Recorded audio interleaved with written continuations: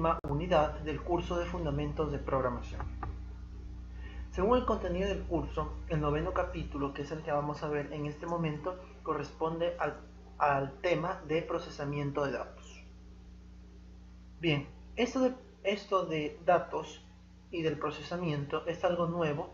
¿Por qué? Porque vamos a ver qué más hacer con los datos, porque hasta ahora lo que hemos visto es que en un archivo, en un file, yo puedo tener registros que en este caso vienen a ser datos. Y yo con ese archivo lo que he hecho hasta ahora era imprimir, he hecho asignar esos valores a otra variable, he hecho operaciones básicas que corresponden a lo que es agrupación en colecciones, como por ejemplo en un diccionario, o en una lista, o en un conjunto, o un set, y cosas básicas, cosas sencillas. Todo lo que se refiere en sí a texto. Pero dentro del procesamiento de ese texto está también cómo yo lo puedo representar por medio de gráficos. Por ejemplo, y es lo que sucede en la vida real. Si usted va a trabajar a una empresa y se intercepta con un archivo que tiene miles de registros o millones de registros, lo que usted no debería hacer es tratar de manejar a toda esa data como texto y tratar de ponerse a observar toda esa data como texto.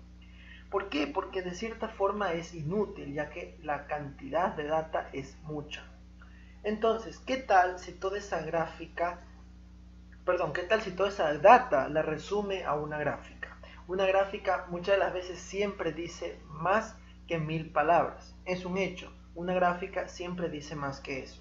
Entonces usted a través de una gráfica, aparte que es un medio donde puede representar, es un medio mucho más atractivo y mucho más visual que tener 1.000.000 de datos y verlos como tal, como texto. ¿Ok? Entonces esta es la parte de procesamiento de datos que vamos a ver el día de hoy. Y como siempre empezamos con 4 preguntas para ir familiarizándonos con el contenido. La primera es, ¿qué hacer con los datos? Es decir, yo los puedo imprimir, los puedo clasificar en conexiones, los puedo agrupar, pero ¿qué más hacer con los datos? Ya, yo los quiero graficar, pero ¿cómo los grafico? ¿Para qué graficar esos datos? ¿Y qué aplicaciones en realidad tienen esto en la vida de hoy en día? ¿Ok? Vamos con la primera parte, que es filtrado y agrupación de datos. Ya su nombre lo indica. Yo tengo datos en un archivo y yo los quiero filtrar, es decir, yo los quiero filtrar por el campo 1, por el campo 2 o por el campo 3, o yo los quiero agrupar. Cuando yo hablo de campo me refiero a cada campo de información. ¿Ok? Listo. Entonces yo los puedo agrupar, los puedo filtrar, etc. Esa es la primera parte que tenemos que ver. Ahora, nos valemos de dos librerías con las cuales vamos a trabajar en Python. La primera es Pandas. Pandas en sí, o básicamente, es una librería que nos permite trabajar con datos, ¿sí?, de manera muy eficiente. ¿Por qué? Porque lo podemos agrupar, los podemos clasificar, los podemos filtrar, podemos hacer consultas, podemos hacer procesos básicos de clustering, como les decía, de clasificación. Para eso nos sirve Pandas. Y nos apoyamos en la librería de Matplotlib para hacer la parte de gráficas. Es decir, ya tengo los datos agrupados, tengo los datos filtrados, ahora quiero graficarlos. Entonces para graficar nos apoyamos en la librería de Matplotlib. ¿Ok? Esas dos librerías vamos a trabajar el día de hoy y necesitamos tenerlas instaladas en Python. Por lo tanto, como ya lo hemos visto también en algunas ocasiones, para instalar una librería de una forma muy sencilla es ir al CMD o el símbolo del sistema y colocar la expresión pip, aquí le estoy escribiendo en el intérprete, pip install y el nombre de la librería, que en este caso debería ser Pandas. Y con eso le daría enter y se me debería comenzar a instalar esa librería. Asimismo hago con la otra librería, con Matplotlib, ¿ok? Ya que tengo instaladas esas dos librerías y que estoy seguro de ello, ya puedo comenzar a trabajar. Vamos con el primer ejemplo, esto de filtrado y agrupación de datos. Si yo me fijo, aquí tengo dos listas. Tengo una lista de nombres y tengo una lista de años de nacimiento. En la lista de nombres tengo 5 nombres y en la lista de nacimientos también debo tener 5 nombres. Estos datos están dispersos de cierta forma porque está por un lado la lista de nombres, por otro lado la lista de nacimientos. Yo que puedo aplicar aquí, algo de manera rápida o de manera sencilla, es tratar de agrupar cada elemento de una lista con el elemento de otra lista y en orden, es decir, Bob con 968, Jessica con 155, Mary con 77 y así sucesivamente. Ir pareando uno con uno. Eso yo lo podría hacer aplicando ¿qué? Aplicando lazos, ¿no es verdad? Yo puedo aplicar lazos for o lazos while.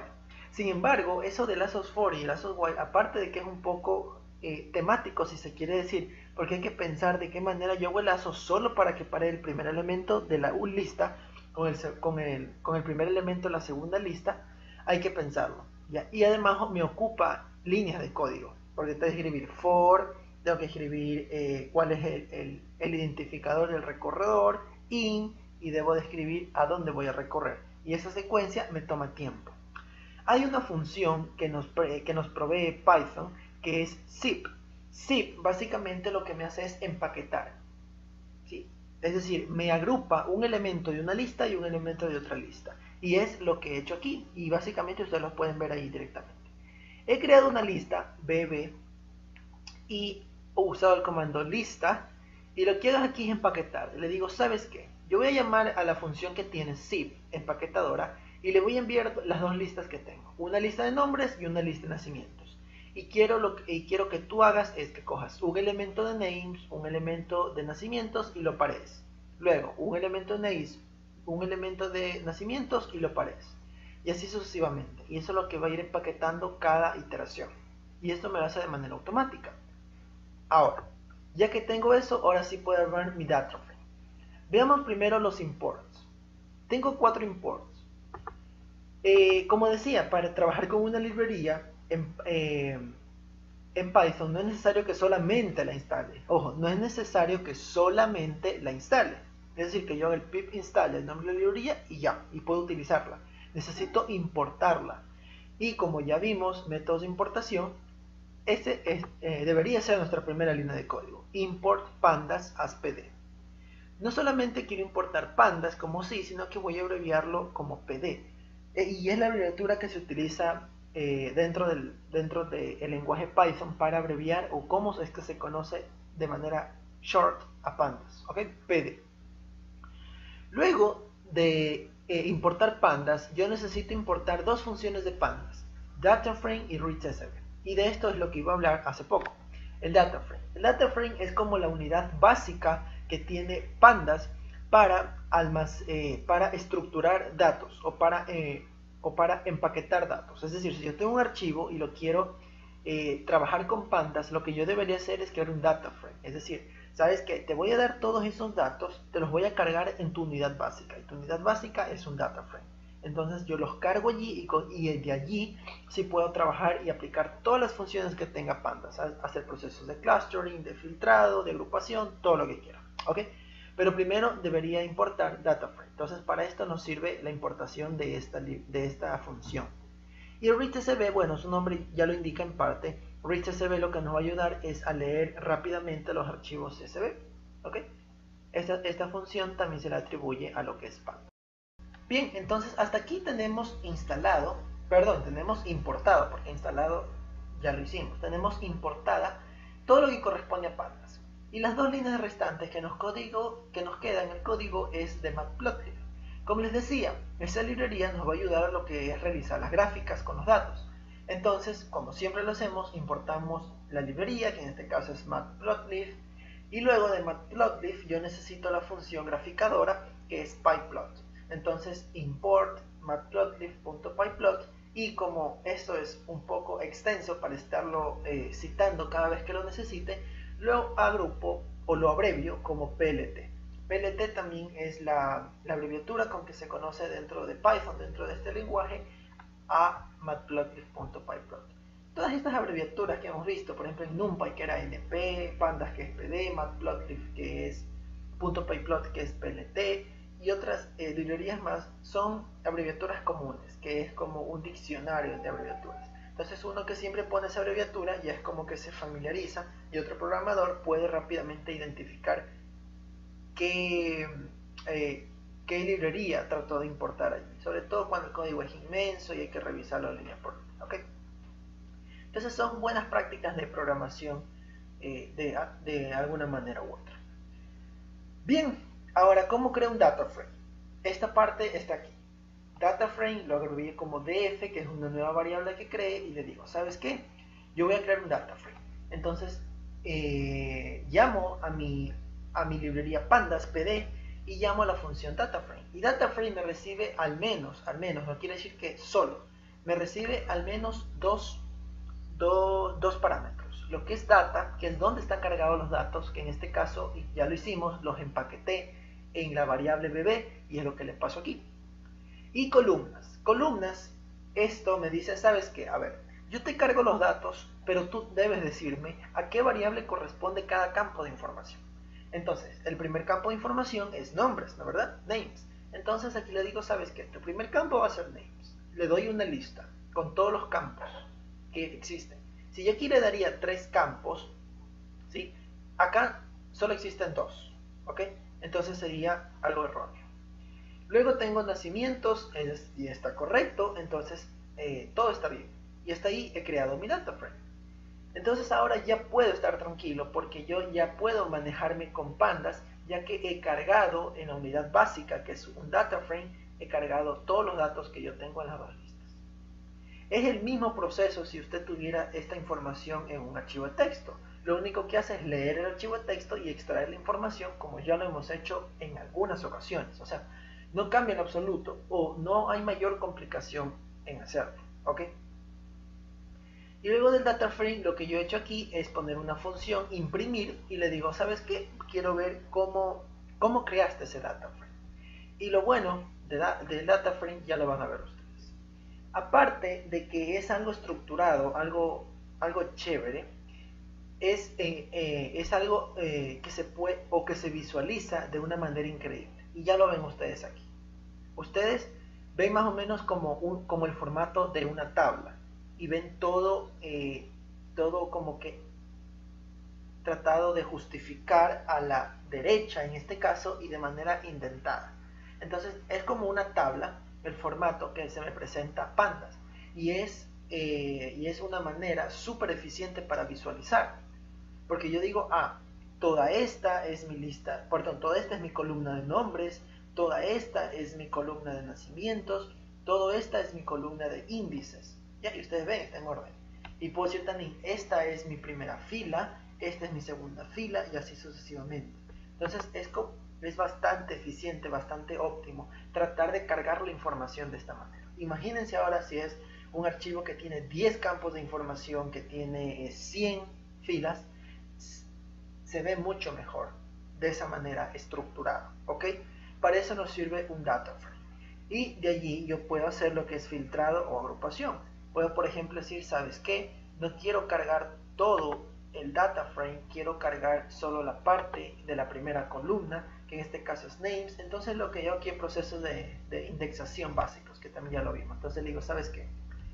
Vas a imprimir el data frame, pero solo que corresponda a la columna de names. Y es un proceso es una línea de indexación que ya hemos visto. Y vamos a ver solo la columna de names, ¿ok? Y así puedo hacer con bears, puedo hacer otras operaciones. Bien, entonces hasta aquí hemos visto la parte de filtrado y agrupación de datos, ¿ok? Vamos a la siguiente parte, extracción de datos de las fuentes. Esto es lo que yo les decía hace poco. Es decir, yo puedo tener los datos directamente cargados dentro de mi línea de código o tener que extraerlos de una fuente externa, como un archivo CSV, y es lo que vamos a hacer. El cuadro de la parte superior es un screenshot que he tomado de la data que vamos a trabajar, que está almacenada en un CSV. Y lo que yo quiero hacer básicamente es leer esta data e imprimirla. ¿Ya?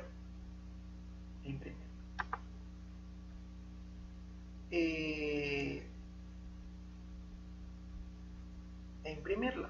Entonces, vamos con la segunda parte del código. Esta parte ya la trabajamos, vamos a comentarla. ahí y voy a descomentar la parte con la que vamos a trabajar.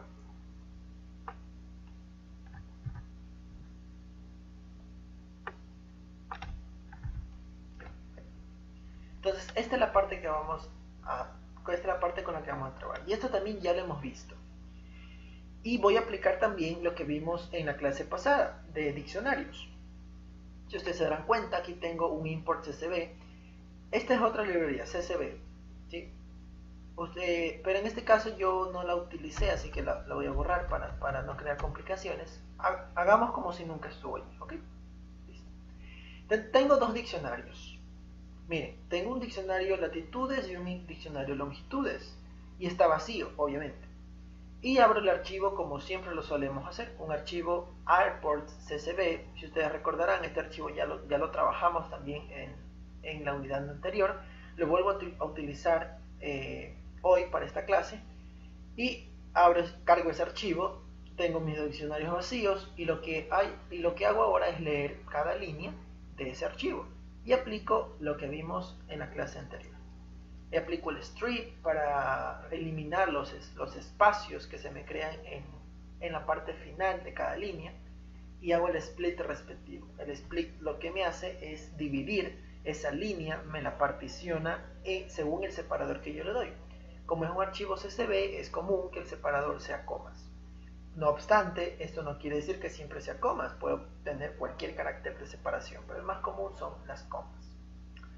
Y de allí lo que hago es, aquí voy a crear cuál es mi clave del diccionario. Si ustedes recordarán, un diccionario se caracteriza por tener un par clave-valor.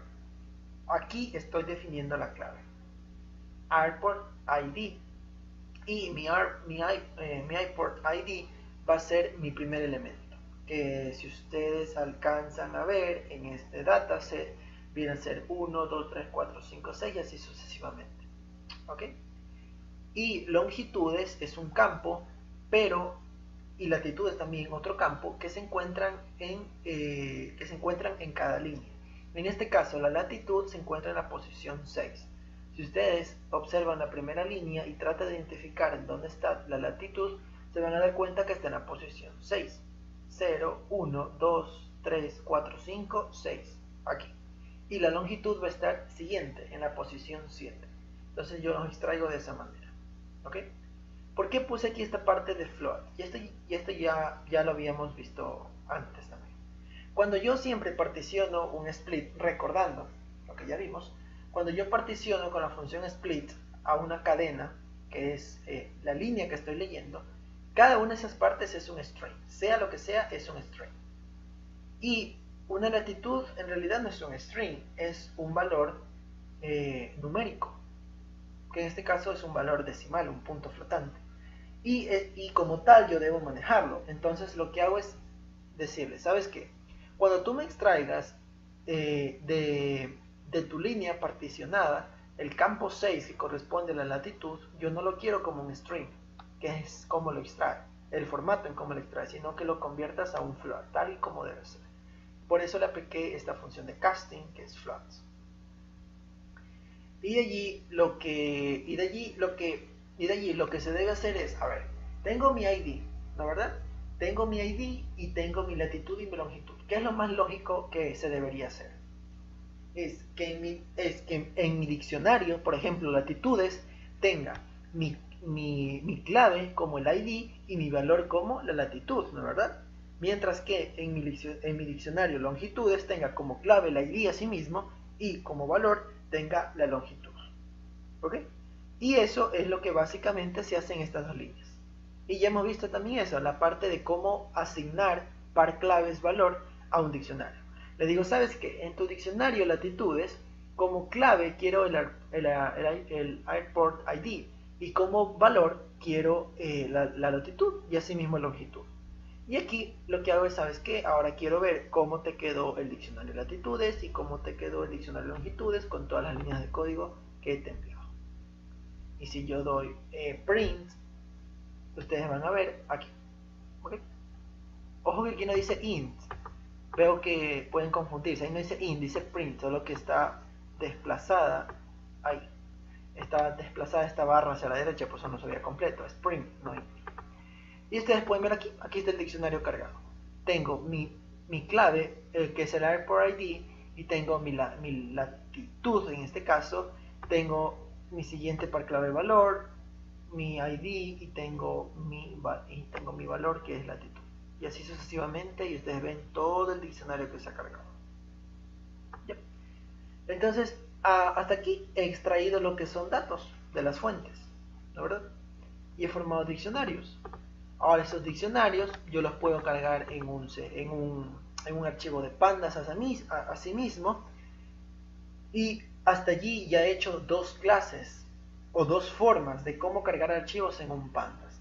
La primera es teniendo los datos directamente cargados aquí en las líneas de código, y la otra es que es la que he efectuado en este momento, extrayéndolos de una fuente externa, como un archivo de registros, que en este caso fue un CSV. Puede haber sido un TXT, eso no hay ningún problema. El proceso es similar. ¿De acuerdo? Bien. Ahora sí, vamos a la parte de exportación. Es decir, a ver, yo puedo leer archivos y puedo extraer datos. Ahora, ¿qué tal si los exporto? ¿La verdad? ¿Qué tal si los exporto? Y esta parte también es sencilla. Tanto leer como escribir archivos es sencillo. Vamos a comentar esto de aquí, porque esto ya lo vimos al mismo momento. Y vamos en cambio a descomentar la parte que está acá. A ver, perdón.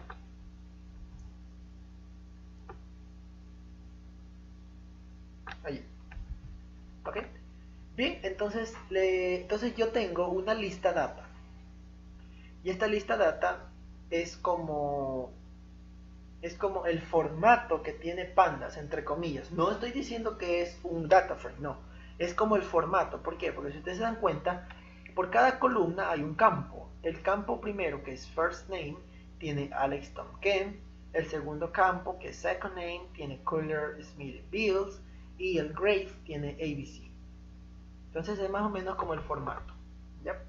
Cada columna corresponde a cada una de las variables que se encuentran en el. Y lo que yo quiero hacer es ahora escribir eso, exportarlo, como en este caso como un archivo CSV. Siempre, y la mayoría de las veces nos vamos a manejar con archivos CSV, por eso es que hasta ahora, no le he dado tanto énfasis a lo que son TXT. Voy a hacer la importación del CSV. Como ya expliqué, esta librería también me ayuda a trabajar con funciones propias de un archivo CSV, como es leer, escribir, etc. Entonces la voy a importar porque sí la voy a necesitar. Ahora, a ver, ya tengo mis datos para exportarlos. ¿Qué necesito ahora? Es crear un archivo vacío en este caso, para yo escribir. Y esta línea es la que me ayuda con eso. Le digo, ¿sabes qué? Vas a abrir un archivo que se llame registros, en este caso con extensión CSV, y aquí está la letra clave. Si recordarán, nosotros vimos una tabla en donde se resumía la letra y la función que corresponde. La letra R era siempre para leer archivos, porque venía de la abreviación read. En cambio ahora write se abrevia como W. Entonces por eso va esa letra, y es lo que voy a hacer, voy a escribir. Y esto es algo nuevo, pero es algo súper sencillo de entenderlo. Es sobre todo cuando yo quiero hacer varias operaciones con una variable. ¿Okay? Esto de varias operaciones con una variable, en Python es posible hacerlo con la función with. Esta función no la hemos visto porque no es tan importante, al menos en este curso, y no la hemos tratado mucho. Este es el único ejemplo donde la verdad estamos utilizando with. Pero with es una función que me dice, ¿sabes qué? Con una variable en específico que yo voy a elegir, voy a realizar una serie de funciones. ¿Okay? Es como si, por ejemplo, yo le dijera, ¿sabes qué? Que es with, con la variable a y b, yo voy a ejecutar suma, resta, multiplicación, división, potencia y todas las operaciones que quiera de matemáticas. ¿Ya? Entonces, básicamente puedo hacer un ejemplo de esos. Y eso es lo que estoy haciendo aquí. Le estoy diciendo, ¿sabes qué? Con el archivo file que yo he creado, lo que yo quiero hacer es escribir. Quiero escribir en él. Y lo que voy a hacer es decirle, a ver, mi escritor digámoslo así, que viene a ser writer, va a ser aquí voy a llamar a la función writer, que pertenece a la librería de CSV, y le voy a enviar cuál es el archivo en donde yo voy a escribir. Ese va a ser mi escritor, o mi escritorio, digámoslo así, que es donde yo voy a escribir los datos. Entonces ya tengo mi escritorio. Ahora, ¿qué necesito? Los datos que voy a cargar. Y le voy a decir, ¿sabes qué? Ahora voy a escribir en el escritorio los rows, las filas que pertenecen a la data. Y la data es la que tenía acá arriba. Ya, en esa configuración que, como les decía, se parece o es similar a lo que es un data frame. Ojo, que no estoy diciendo que es uno de ellos, sino que tiene alguna similitud. Por en cuanto a la estructura, por columnas, de manera ordenada, y lo queremos ver así, etc. Bien, y si yo ejecuto esto, yo esperaría que se escriba ese archivo. ¿Ok? Como el proceso finalizado con éxito, todo ha salido bien, y yo, si voy a la carpeta en donde tengo mi archivo .py, me debería aparecer allí el nuevo archivo que he creado, que es registros.csv. ¿De acuerdo? Bien, hasta aquí es la parte de exportación de datos. Si ustedes se dan cuenta, toda esta parte de exportación, de extracción de las fuentes es súper sencilla, no es complicado. No nos dejemos engañar, no es algo complejo, es algo súper fácil. Solo hay que aplicar las funciones necesarias, ¿sí? Y utilizar las librerías correctas, que son pocas, no son muchas, imagínense. Perdón. Con Pandas puedo hacer muchas cosas, con Matplotlib también puedo hacer muchas cosas, y son librerías grandes, pero que son muy manuales al momento de manejar, son muy eficientes. Y ahora nos vamos a la parte central, que es la visualización de datos. Es decir, hasta ahora lo que he hecho es leer archivos, cargar los datos en un data frame, los he impreso, los he filtrado, los he agrupado, chéverísimo. Pero, ¿qué tal si yo los grafico? Entonces aquí viene la parte central de esta unidad, que es la visualización. Obviamente básica, porque dentro de visualizaciones existe un mar de formas en que se puede hacer. Hay unas súper sencillas, que es la que vamos a ver, las básicas, y hay otras demasiado y súper complejas, ¿ok? Que necesitan de muchos campos que yo tengo que configurar, que tener en cuenta, que manejar al mismo tiempo, ¿ok? No los estoy asustando, simplemente les estoy diciendo como que hay un mundo en donde hay muchas maravillas en cuanto a visualizaciones.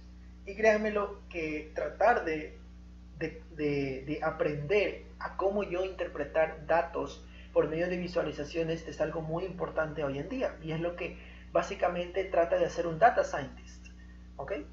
¿Por qué? Porque es un científico en datos. Es decir, si a usted le da 1.000.000, si a usted le da un archivo con 1.000.000 de datos, usted eso lo convierte en visualizaciones súper efectivas y puede determinar tendencias, patrones, puede determinar insights y todo. Y eso es algo muy valioso hoy en día, y que muy pocos profesionales lo hacen. Y es lo que se está requiriendo en actualmente, data scientists, ¿ok? Entonces vamos a esa parte. Entonces, como ya hicimos esta sección, vamos a comentarla. Y vamos, en cambio, a descomentar la parte de aquí.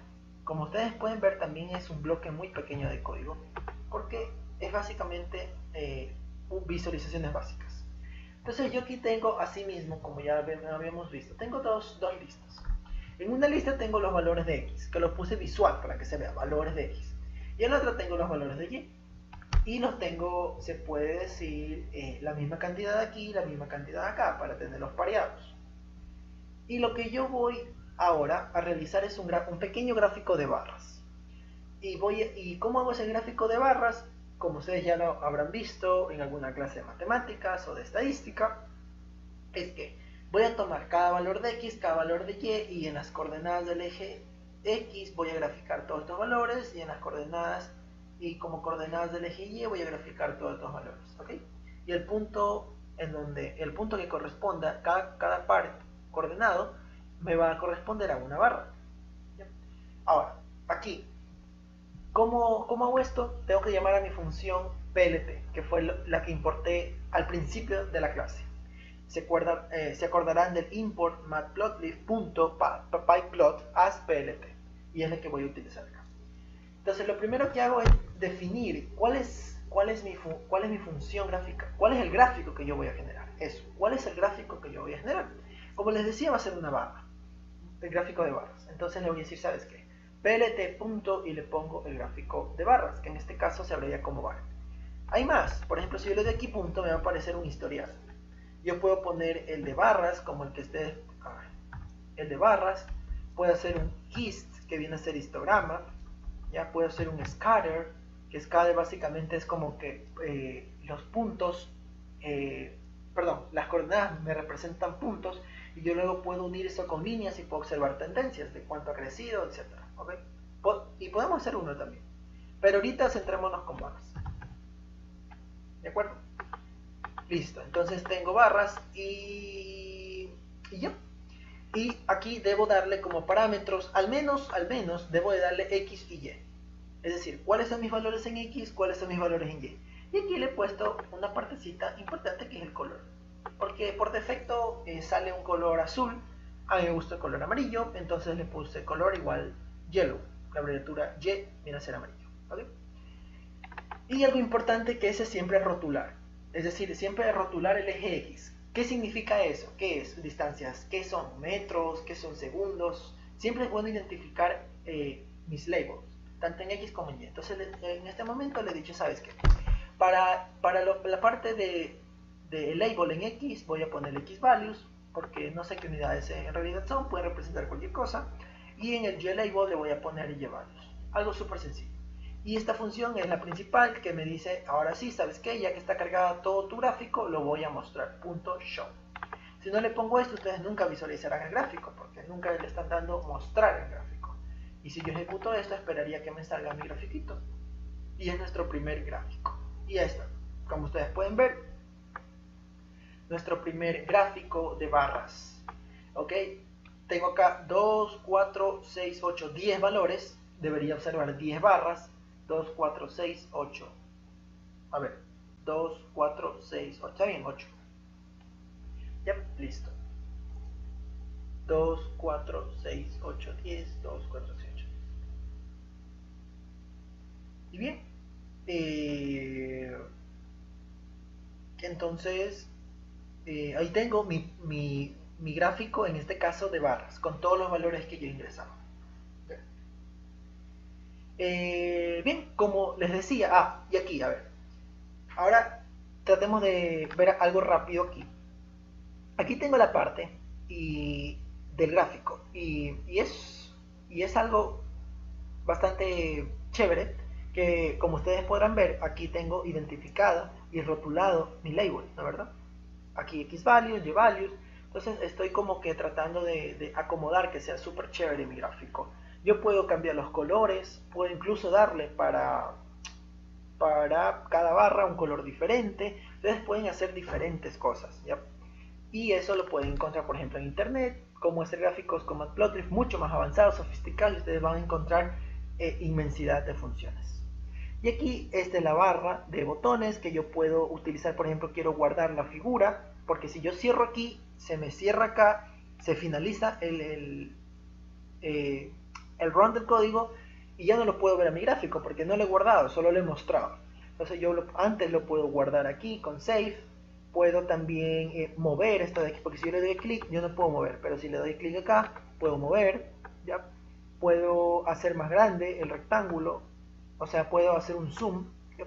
Si yo por ejemplo este pico de aquí no sé a qué valor corresponde exactamente, entonces yo le doy zoom y ahí voy viendo y ustedes van a ver que corresponde a 21, miren. Es súper eficiente, ¿ok? Y ahí me regresa a la vista original con el símbolo de la casita, que es regresar a home. Puedo también configurar los subplots. Bueno, esta parte no he visto. Ya. Aquí puedo lo que es el gráfico, lo puedo mover a la izquierda, a la derecha, arriba, hacia abajo. Pero eso es cuestión como del make-up, del maquillaje que ustedes le quieren dar. Pero la parte central ya está hecha. Puedo graficar también puedo trabajar con otro, el que les prometí, el scatter. Este sitúa las coordenadas como puntos, básicamente. Y ahí lo pueden ver, ¿ok? Pueden ver aquí. Y miren que aquí en cambio sí aparecen 10 valores. 2, 4, 6, 8, 10.